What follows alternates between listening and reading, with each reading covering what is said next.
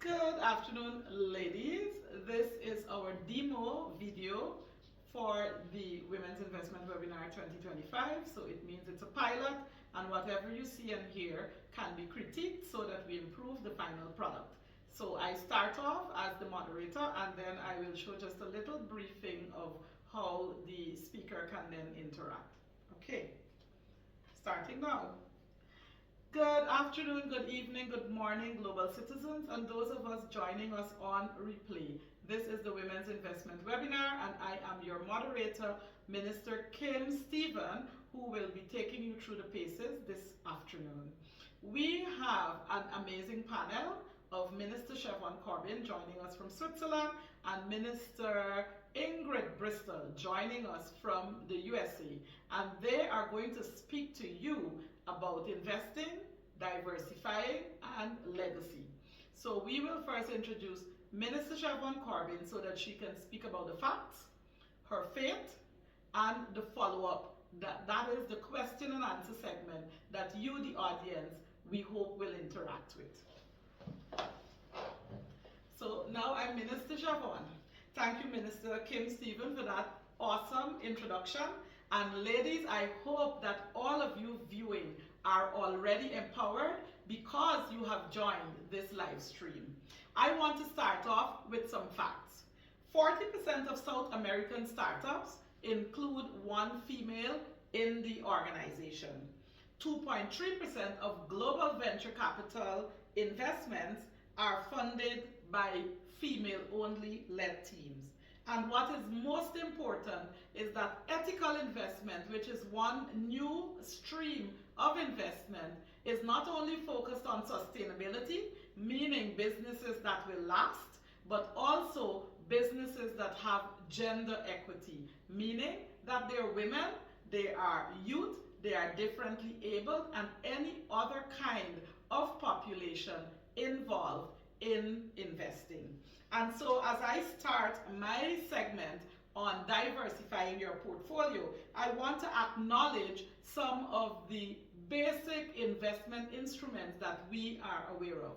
Some of them include stocks and bonds, they include treasury bills, they include real estate, they include Bitcoin and crypto for those of you who are innovative and interested in the new trends. And as we engage today, I will walk us through maybe one or two examples of where we as women can diversify our portfolio, meaning that we will have a basket of options and we're not putting all of our money in just one basket. And maybe the first question to ask today is, why should we invest? I want to posit that we should invest today without delay. Whatever you have, it is important that you start with. And investment is how do I say?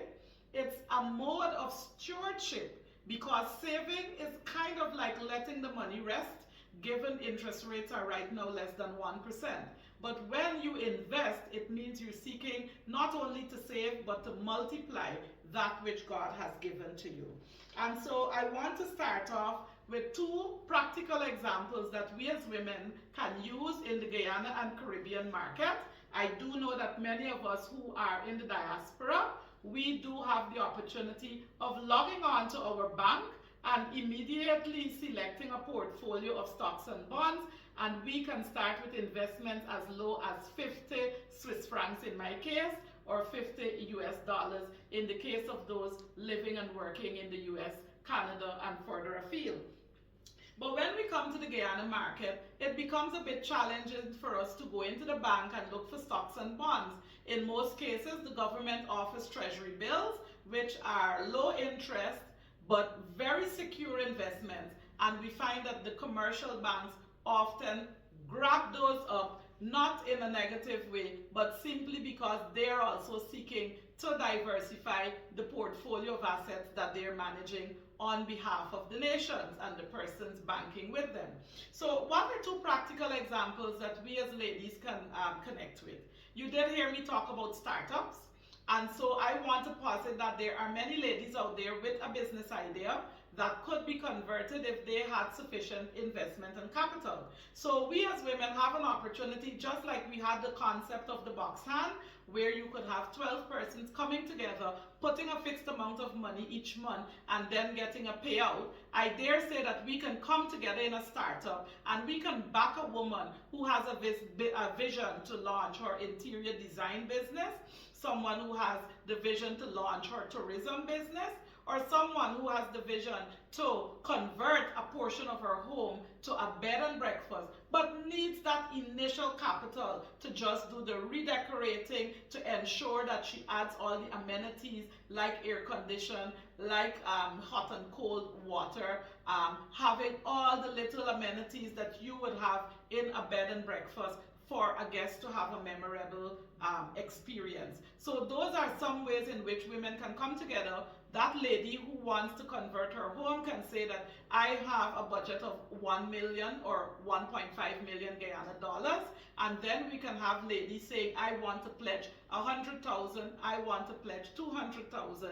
I will give you an abeyance, meaning a grace period of between 3 months to 12 months, and thereafter you will repay me in some contribution as she earns by listing that that business on Airbnb, on Booking.com, and many of the other platforms that are now becoming available to Guyanese.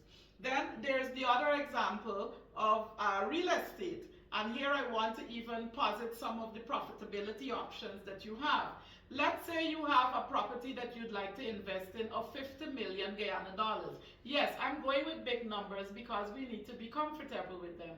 50 million Guyana dollars on a rough estimate with a payback period of somewhere between 15 and 20 years would convert to about 500,000 Guyana dollars in mortgage payments.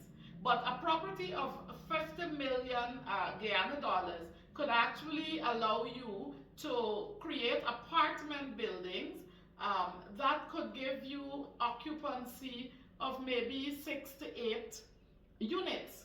And if you were to rent it at an average of somewhere between 100 and 150,000, depending on your location, it means that we could be clearing more than 1 million Guyana dollars in rent. The real estate market in Guyana is booming. We have a lot of foreigners coming in. We have a lot of people remigrating, and they may not yet decide where they want to situate their property, and so they may enter the rental market until they are ready for a long-term accommodation solution. So in that example I gave, 50 million as the investment, $500,000 as your monthly mortgage, and you're clearing 1 million in rental income. That means that you're estimating about $500,000 in profit. That's 100% return.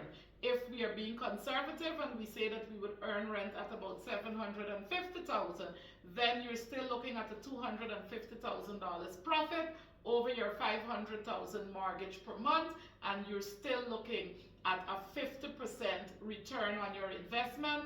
Of course, you have to take account that you would have to maintain that building. So if you shave off again a bit for maintenance, wear and tear, it means you are still averaging somewhere between 10 and 25% profitability. So here are two examples of how I believe that we can diversify those savings that we are retaining.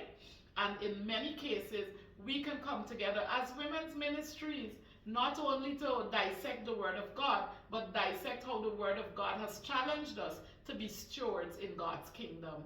Thank you, and I do look forward to the questions that you've probably posed in the chat. You have a blessed rest.